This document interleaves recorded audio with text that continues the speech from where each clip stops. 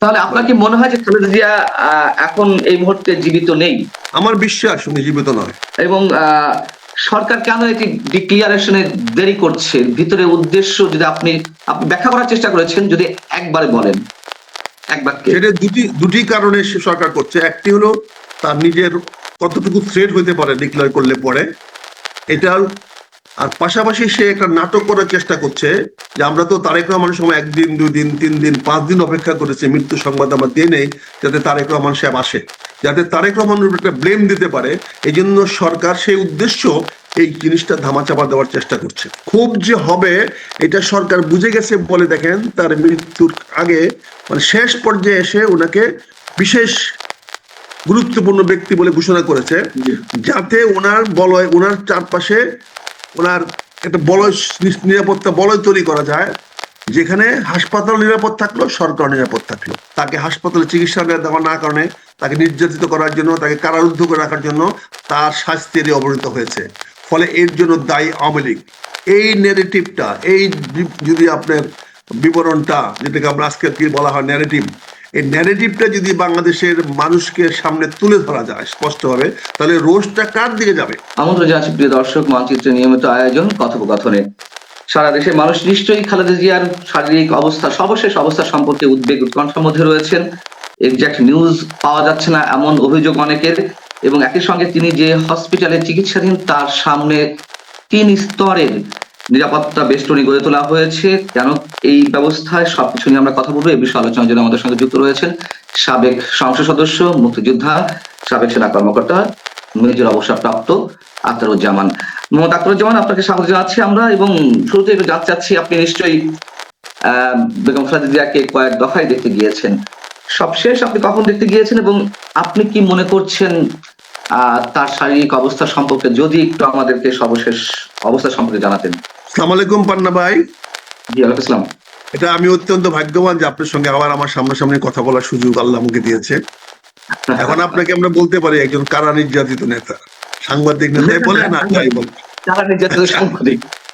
সাংবাদিক শুনলাম। কনগ্রেচুলেশন, জি, কনগ্রেচুলেশন, শুভেচ্ছা আপনাকে। যাই হোক, আমি আপনার মাধ্যমে প্রথমে আপনার দর্শকদের মাধ্যমে আমি দেশবাসীর কাছে বিনীতভাবে দেশমাতা খালেদা জিয়া একজন ক্ষুব্ধ কর্মী হিসাবে, একটা অনুগত কর্মী হিসাবে, ভক্ত কর্মী হিসাবে ওনার জন্য দোয়া কামনা করব। জনগণ যেন ওনাকে দোয়া করে, দোয়ার কোন স্টেজটা হবে সেটা জানি না, তবে আমি সেটা বলবো আল্লাহ যেন ওনাকে বেহেশত নসিব করেন। এই দোয়াটা করাটাই মনে হয় আমাদের জন্য এখন এই মুহূর্তে সবচেয়ে ভালো হবে। কারণ অনেকে আমরা বলি শ্বাসের কোনো বিশ্বাস নাই, আবার শ্বাস কখন থাকে কখন থাকে না এটা নির্ধারিত বলতে পারি না। আমরা যেহেতু কোনো তথ্য জানি না, আর আমি দেখে আসার পরে আমার ব্যক্তিগত অভিজ্ঞতায় বা আজকেও আমি যেটা দেখলাম কথাবার্তা যেটা বলা হচ্ছে, তাতে আমি মনে করি সবার কাছে আমি দোয়া চাই যে ওনাকে আল্লাহ যেন বেহেশত নসিব করেন। হয়তো ওনার নিথর দেহটা হয়তো এখনো ইয়াতে আছে, ওনার নিথর দেহটা হয়তো এখনো, হয়তো না মানে সরি, ওনার নিথর দেহটাই এখন আছে ওই এবারকে গেট হাসপাতালে। তার ভিতরে আত্মা আছে কিনা আমি জানি না, সে আত্মা চলে গেছেন কিনা আমি জানি না। আজকেও আমি একটা ব্রিফিং শুনলাম আমাদের স্বাস্থ্য ম্যাডামের, স্বাস্থ্য অফিসার, স্বাস্থ্য কি কর্মকর্তা, স্বাস্থ্য ডাক্তার, যে উনিও ওষুধ নিচ্ছেন। উনি কিন্তু বললেন না যে মুখে নিচ্ছেন। ইঞ্জেকশন তো ডেড বডিতেও দেওয়া যায়, স্যালাইন ডেড বডিতেও দেওয়া যায়, নেবে এটা ফ্লুট চলবে তো, এটার সঙ্গে হার্টের তো কোনো সম্পর্ক নাই, হার্টবিটের সম্পর্ক নাই, ফ্লুট চলবে। ইনজেকশন যাবে ডেড বডিতে? আর্টিফিশিয়াল হলে যাবে না কেন? আর্টিফিশিয়াল হলে যাবে না কেন? আর্টিফিশিয়ালি যখন আপনি ব্রিদিং করাচ্ছেন তখন যাবে না কেন? আপনি তো ভেন্টিলেটর দিয়েছেন, তার মানে হার্ট ফেল করেছে, কিন্তু আপনি তাকে চালায় রাখতেছেন। যে মুহূর্তে আপনি এটাকে বন্ধ করে দিবেন পাম্পিং, সেই মুহূর্তে সেটা শেষ হয়ে যাবে। এটা অপেক্ষা। অতীতে আমাদের এরকম অভিজ্ঞতা আছে, যখন কোনো রাজনীতিবিদদের মৃত্যুটা ক্রিটিক্যাল হয়ে যায়, যেখানে জনমানুষের ক্ষোভ আসতে পারে। যেমন একটা জিনিস ক্ষোভ হইতে পারে, প্রথম কথা যেটা চাচ্ছে সরকার, এই ক্ষোভটা কোনোভাবে সরকার থেকে ডাইরেক্ট ইনডাইরেক্ট মানে করে আওয়ামী লীগের দিকে নেওয়া যাওয়া কিনা, বলা যায় কিনা যে আওয়ামী লীগের কারণে, আওয়ামী লীগের এই 15 বছরের অত্যাচার অনুচারের কারণে মরছে, কাজে এই ক্ষোভটা যেন সরকারের প্রতি না এসে বর্তমান কোন রাজশক্তির বিরুদ্ধে না এসে ক্ষোভটা যেন ওই আওয়ামী লীগের বিরুদ্ধে যায়, তাহলে অনেকের পারপাস সার্ভ হয়। যেমন পাকিস্তানে দেখেছেন, পাকিস্তানের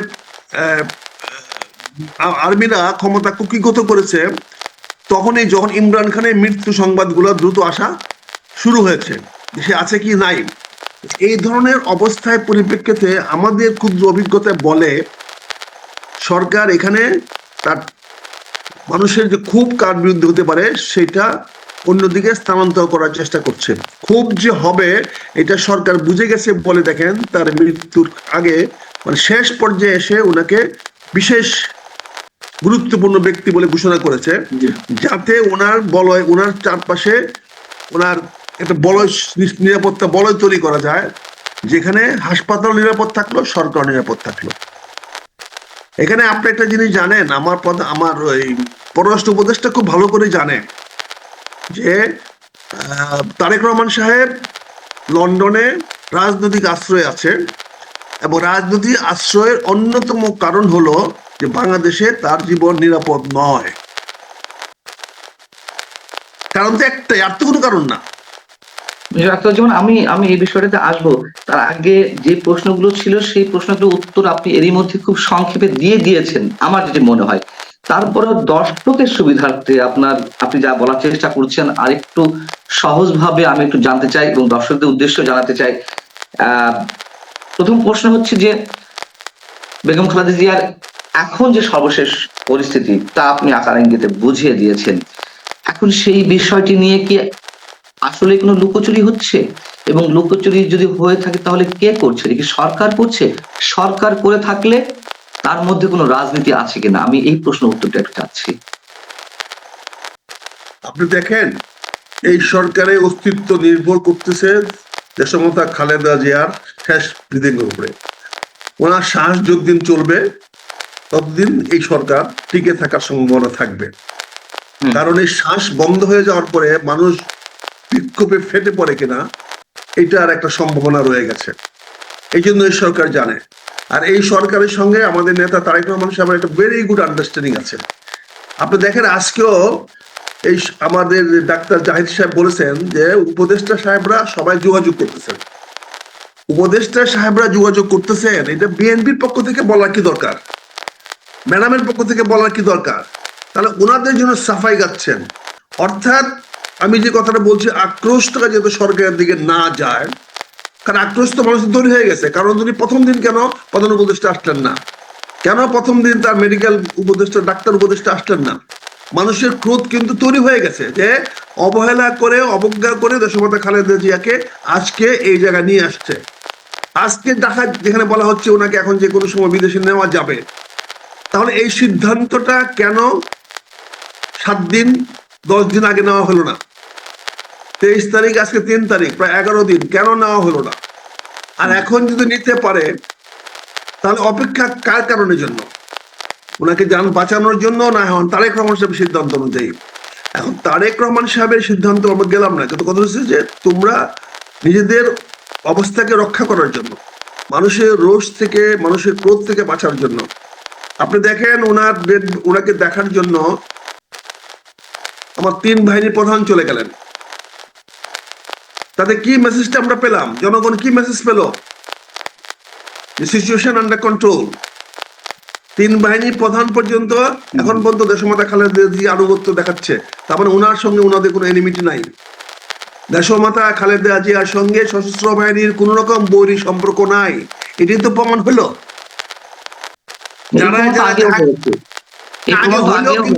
কিন্তু আগেও হইলো, কিন্তু উনি তো একটা অভিযোগ আসছে যে 21 তারিখের প্রোগ্রামে উনি যাওয়ার কারণে ঠান্ডাটা ওনার প্রকট হয়েছে এবং ওনার হার্টের উপরে এটা প্রচন্ড চাপ সৃষ্টি করেছে। এটা অনেকে বলা বলি করছেন 21 তারিখে, ফলে সশস্ত্র বাহিনী একটা ব্যাক ফুটিং এ চলে গেছিল। এখন যখনই ওনাকে বিশেষ বিবিআইবি ঘোষণা করা হয়েছে, বিবিআইবি ঘোষণা করার সঙ্গে সঙ্গে সশস্ত্র বাহিনী দায়িত্বশীলভাবে তাদের যাওয়া দরকার হয়ে গেছে, কারণ তখন এটা অফিসিয়াল হয়ে গেছে। Any VVIP of the country কে যে কোনো লোক অ্যাপ্রোচ করতে পারে। এতদিন she was a political leader. ঘোষণা না করলেও তো তিন বাহিনী প্রধানেরা জি যেতেন। না, জি না, পান্না ভাই যেতেন না, যেতে তাই? পারতেন না। আচ্ছা আচ্ছা। এটা ঘোষণা করার আগে পর্যন্ত ছিলেন উনি বিএনপি নেতা। হ্যাঁ, বিএনপি নেতার বাড়িতে স্বাস্থ্য দেখার জন্য গেলে এটা অর্থ অন্যরকম হতো। কিন্তু আমরা তো জানি যে এর আগে সেনাপ্রধান গিয়েছেন, লাস্ট যিনি গিয়েছেন লন্ডনে দাওয়াত দিতে, গেলেন। গিয়েছেন বলে তো কন্ট্রোভার্সি হয়েছে, গিয়েছেন বলে তো কন্ট্রোভার্সি হয়েছে। কন্ট্রোভার্সি এটা হলে তো অতটা বেশি ব্লেম সেনাপ্রধানের গায়ে সম্ভবত পড়েনি, তাই না? না, উনি যখন ধোয়া তুলসী পাতা। আপনারা তো ওনাকে একটা ভালো মানুষ বানানোর চেষ্টা করতেছেন। উনি ভালো হ্যাঁ, মানুষ, কিন্তু উনি দেশটাকে শান্তিতে রাখতেছেন, উনি দেশ শান্তিতে রাখতেছেন। আমি ধন্যবাদ জানাই, উনি সশস্ত্র বাহিনীকে অত্যন্ত শৃঙ্খলার মধ্যে রাখছেন এবং পলিটিক্যাল গেমে উনি আসতেছেন না, উনি পলিটিক্যাল গেমের বাইরে যাচ্ছেন। কিন্তু কালকে আমি কেন বলছি যে এটা সশস্ত্র বাহিনীকে বাধ্য করেছে প্রধান উপদেষ্টা মহোদয়। এখন আপনারা জান, আমি তো বিবিআই ঘোষণা করে দিচ্ছি, অর্থাৎ এই সরকারে উনি একজন বন্ধু মানুষ, এই সরকারের একটা অংশ করে নিলেন ওনাকে। বিবিআইপি ডিক্লারেশন মানেটা কি? হি ইজ সে একটা গভর্নমেন্টের সরকারের বিশিষ্ট ব্যক্তি, রাষ্ট্রের বিশিষ্ট ব্যক্তি। কাজে সেই আমি এই বিশিষ্ট জন্য ব্যক্তিকে দেখার জন্য যে কেউ যেতে পারে। যে আমি প্রশ্নের আপনি উত্তরটা নিলে তাহলে মানে অডিয়েন্সে বুঝতে সুবিধা হবে। শেষ পর্যায়ে এসে যখন তার শারীরিক অবস্থা নিয়ে মানুষ উদ্বিগ্ন, সর্বোচ্চ চিকিৎসা ব্যবস্থা প্রয়োজন, শেষ মুহূর্তে এসে যে এসএসএফ নিয়োগ করা হলো, তার আগে ভিভিআইপি ঘোষণা করা হলো, এটার মধ্যে কোনো ধরনের কোনো রহস্য আপনি নিশ্চয়ই খুঁজে পাচ্ছেন এবং সেটাই বলার চেষ্টা করছেন। সেই রহস্যটা আসলে কি, বা এটা কি কোনো নাটকের অংশ কিনা? আমি তো কয়েকবার আপনাকে বললাম রহস্য আছে বলে তো, সরকার নিজেকে বাঁচানোর জন্য, সরকার নিজেকে জনরোষ থেকে বাঁচানোর জন্য এই ব্যবস্থা নিয়েছে। না হলে এই সরকারের প্রতি জনরোষ তৈরি হবে। আপনি বলছেন যে প্রথম থেকে তাকে বিদেশে নেওয়ার ব্যবস্থা হলো না কেন? প্রথম অবস্থাতেই প্রধান উপদেষ্টা সেখানে গেলেন না কেন? এই জায়গাগুলো থেকে এই সরকার এটি করার চেষ্টা করছে। তো এটি তো বিদেশে নেওয়ার আ উদ্যোগটা তো বিএনপির পক্ষ থেকে নেওয়া হবে, বা তার পরিবারের পক্ষ থেকে দাবিটি বা অনুরোধটি উত্থাপন করা হবে। এটি সরকার কেন করবে আগে থেকে? ওনারা কেন নেবে? উনি ভিভিআইপি, উনি একজন বিশিষ্ট ব্যক্তি। ওনাকে হাসপাতালে ভর্তি হয়েছে, সরকারের কোনো নৈতিক দায়িত্ব নাই। দেশের একটা বিএনপির কে ঘাড়ে কেন দিচ্ছেন? বিএনপি কেন বিদেশে নেওয়ার ঝুঁকি নেবে? বিএনপি কি সেরকম ফেসিলিটি আছে? BNP can facilitate that? BNP পারবে সেটা করতে? আজ এটা কেন আপনার উদুর পিন্ডি বুদুর ঘাড়ে দেওয়ার চেষ্টা করছেন? এটা সরকারের একমাত্র রেসপন্সিবিলিটি, দায়িত্ব। ডক্টর ইউনূস সরকারের দায়িত্ব দেশমাতা খালেদা জিয়া সুচিকিৎসা করানোর জন্য। দেশের যে কোনো নাগরিকের চিকিৎসা নিশ্চিত করার দায়িত্ব বাংলাদেশ সরকারের, এবং বাংলাদেশ সরকারের প্রধান ডক্টর মোহাম্মদ ইউনূস। এটা ওনার ব্যক্তিগত দায়িত্ব না, উনি রাষ্ট্রীয় দায়িত্ব, উনি সরকারের দায়িত্ব। সেই দায়িত্ব পালন করতে উনি চরমভাবে ব্যর্থ হয়েছেন।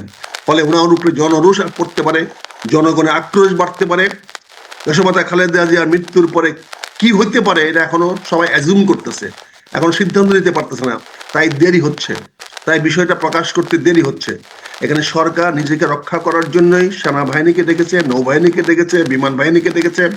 সেখানে বিবিআইপি ডিক্লেয়ার করেছে, সেখানে 3 স্টেজের 3 লেয়ারের সিকিউরিটি অ্যারেঞ্জমেন্ট করা হয়েছে। কাজে এটা তো বোঝাই যাচ্ছে যে এটা জনরোষ থেকে রক্ষা করার জন্য সরকার তার দায়িত্ব এড়ানোর জন্য করছে। ওই প্রশ্নটাই আমার ছিল। আমি ভূমিকাতেই বলছিলাম যে তিনি যে হসপিটালে চিকিৎসাধীন বা এখনো পর্যন্ত আছেন, সেই হসপিটালের সামনে 3 স্তরে নিরাপত্তা বেষ্টনী গড়ে তোলা হয়েছে। এই যে 3 স্তরে নিরাপত্তা বেষ্টনী গড়ে তোলা হয়েছে, অনেক বলছে তারেক রহমান সাহেব যেকোনো সময় আসবেন, এই জন্য আগে থেকে নিরাপত্তা ব্যবস্থা গড়ে তোলা হয়েছে। আসলে কি বিষয়টি তাই, নাকি আপনি যা বলছেন সেটি?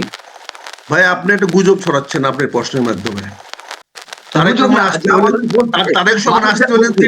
তারেক রহমান আসতে হলে তো 3 স্তর বসাইতে হবে বিমানবন্দরে প্রথম। হুম। তারপরে বিমানবন্দরে পাঠাবে, তারপরে উনি রওনা দিবেন, তখন 12 ঘন্টা 24 ঘন্টা আসবে। 24 ঘন্টার আচ্ছা। মধ্যে 3 স্তর কেন, 7 স্তর নিরাপত্তা দেওয়া যাবে। এগুলা কিছু লোক উদ্দেশ্য প্রণোদিত ভাবে প্রপাগান্ডা করার জন্য, তার বিরুদ্ধে, তারেক রহমানের বিরুদ্ধে প্রপাগান্ডা করার জন্য, এই বিষয়টা তারেক রহমানের কাঁধে চাপিয়ে দেওয়ার জন্য অত্যন্ত উদ্দেশ্য প্রণোদিতভাবে এই এইগুলা, এই গুজবগুলা বা এই ধরনের কথাগুলা বাজারে ছড়াচ্ছে। এটা নিন্দনীয়। মূল কথা হলো এই সরকার নিজেকে বাঁচানোর জন্য এই 3 স্তরের সিকিউরিটি বা নিরাপত্তা ব্যবস্থা করেছে।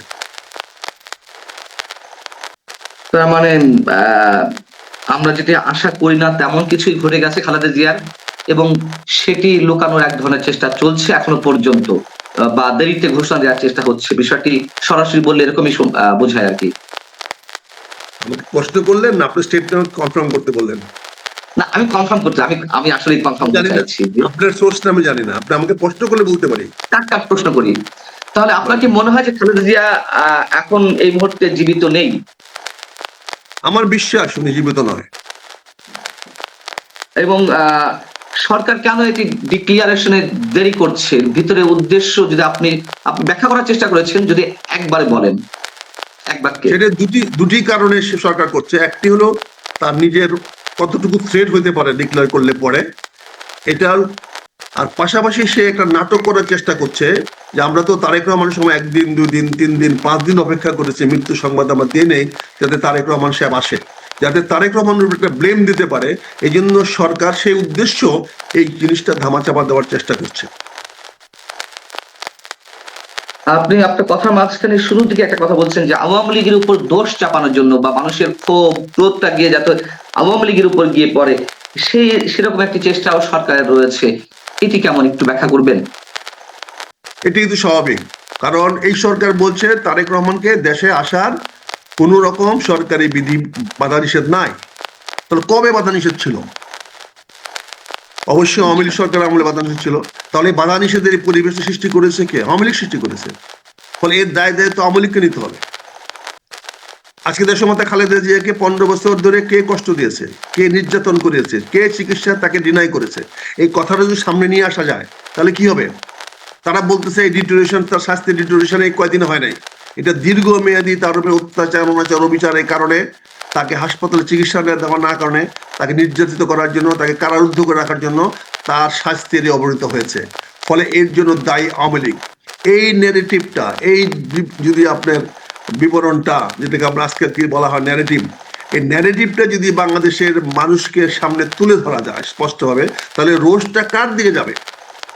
রোষটা অবশ্যই, ক্ষোভটা অবশ্যই মানুষের যাবে অতীত সাবেক সরকারের বিরুদ্ধে। বর্তমান সরকার তখন ফেসিলিটেটর হিসাবে কাজ করবে যে ভাই এটা আমাদের কিছু করার নাই, আমরা তো আপ্রাণ চেষ্টা করেছি, দেখেছেন আমরা বলছি তাৎক্ষণিক পাস দিয়ে দিব, আপনি চাওয়ার সঙ্গে সঙ্গে পাস দিয়ে দিব। এই যে পরিবেশটা সৃষ্টি করলো, যে এই পরিবেশে তারা একটু পাস চাইতে পারতেছে না, এটার জন্য তো আওয়ামী লীগ দায়ী। ফলে রোষানলটা, মানুষের ক্ষোভটা, মানুষের বিতৃষ্ণাটা যদি আওয়ামী লীগের দিকে ডাইভার্ট করে দেওয়া যায়, তাহলে সরকারের পক্ষে এখানে অ্যাকশন নিতে সহজ হবে। এই জন্য সরকার এই গেমটা খেলতেছে বলে আমার বিশ্বাস। জি, অনেক ধন্যবাদ মেজর আখতারুজ্জামান। আপনি যেটি বলেছেন, যা বলেছেন সবই হয়তো সত্য, তারপরও আমরা চাই যে আমাদের অনেক কিছু জানাশোনা, অনেক ধরনের সত্য মিথ্যা বলে প্রমাণিত হোক। আমরা চাই যেন হঠাৎ করে শুনতে পাই যে খালেদা জিয়া ভালো অবস্থায় পৌঁছেছেন, এটুকু আশা আমরা শেষ মুহূর্ত পর্যন্ত করতে পারি। পান্না ভাই, আমি যা বলছি আমি সত্য বলছি না। আমারও প্রত্যাশা দেশমাতা খালেদা জিয়া আমাদের মাঝে আবার ফিরে আসুক, আমাদের প্রত্যাশা। কাজে আপনি শুধু প্রত্যাশা না, কিন্তু আপনি প্রশ্ন করেছেন, জানতে চেয়েছেন। জি জি, কাজে আমাদের প্রত্যাশা, সবার প্রত্যাশা, সবার পরেও আমার প্রত্যাশা যে উনি ফিরে আসুক। এই বিষয়টা আপনি আমাদের আলোচনার মধ্যে রাখবেন, এটাই আমার। নিঃসন্দেহে নিঃসন্দেহে, আল্লাহ চাইলে তো আমরা এই পর্যন্ত যে আলোচনা করেছি সবগুলো হুবহু রাখলে আমি খুশি হব। না, অবশ্যই অবশ্যই। ভালো থাকুন মেজর আখতারুজ্জামান। দর্শক, আমরাও সবার শুভকামনা জানাই। আল্লাহ হাফিজ।